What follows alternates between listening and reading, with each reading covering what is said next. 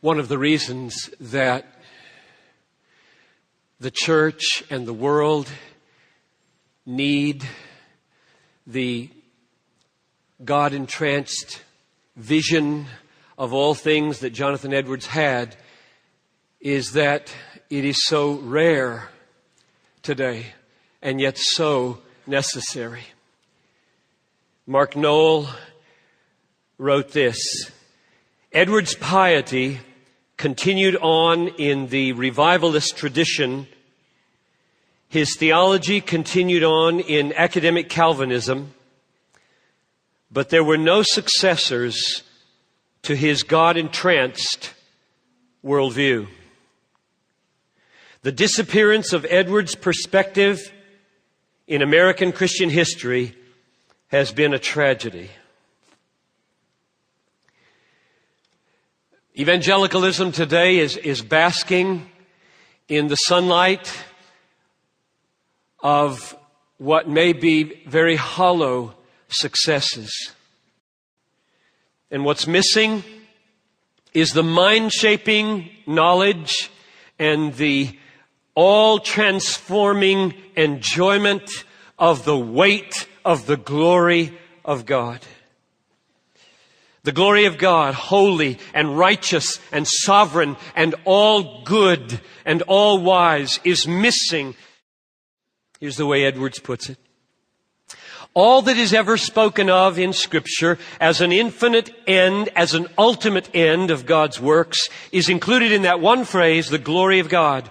The refulgence shines upon and into the creature and is reflected back to the luminary.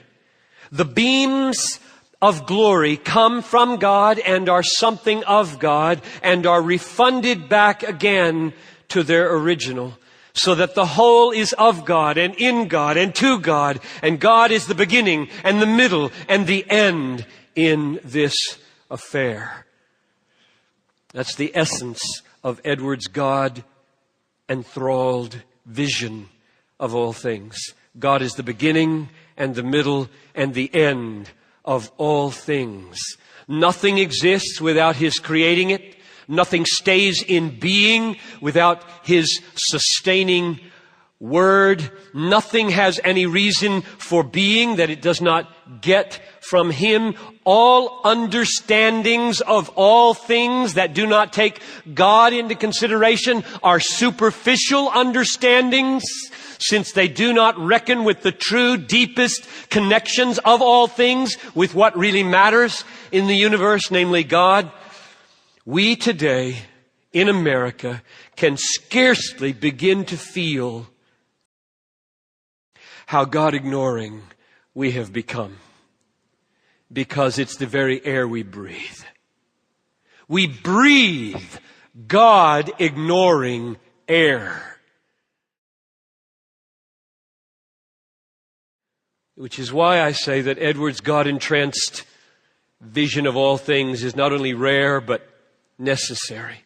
If we don't share it, we will not consciously join God in the purpose for which He created the universe. And if we don't join God in advancing the purpose for which He created the universe, we waste our lives and we oppose our Creator.